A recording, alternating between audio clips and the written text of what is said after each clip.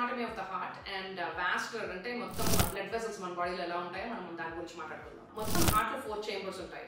2 upper chambers ఉంటాయి, 2 lower chambers ఉంటాయి. The most important left lower chamber చాలా important అన్నమాట. లెఫ్ట్ వెంట్రికల్ అంటాం. బ్లడ్ అంతా కిడ్నీస్ లో ఫిల్టర్ అయిపోగానే right side of the heart కి వస్తుంది వెయిన్స్ రూపంలో. Superior vena కేవా and inferior vena కేవా అంటాం. రెండు వెళ్ళి రైట్ ఏట్రియం అన్న చేంబర్ లోకి వస్తుంది బ్లడ్. రైట్ ఏట్రియం నుంచి రైట్ వెంట్రికల్ లోకి వెళ్తుంది. రైట్ వెంట్రికల్ పంప్ చేస్తాం అన్నమాట బ్లడ్ ని. ఆ పంప్ చేసిన బ్లడ్ పల్మరీ ఆర్టరీ ద్వారా మనకి లంగ్స్ లోకి వెళ్తుంది. లంగ్స్ లోకి వెళ్ళి ఆక్సిజనేట్ అవుతుంది. లంగ్స్ లో ఆక్సిజన్ అది అయిపోయి తర్వాత లెఫ్ట్ సైడ్ నుంచి పల్మరీ వెయిన్స్ ద్వారా లెఫ్ట్ హార్ట్ లోకి వస్తుంది. లెఫ్ట్ హార్ట్ లోకి వచ్చినప్పుడు లెఫ్ట్ ఏట్రియం అని అప్పర్ చేంబర్ లో వేస్తాం. అది జస్ట్ కలెక్టింగ్ చేంబర్. తర్వాత లెఫ్ట్ వెంట్రికల్. ఈ లెఫ్ట్ వెంట్రికల్ అనేది major chamber of the heart. అక్కడికి బ్లడ్ వెళ్తుంది.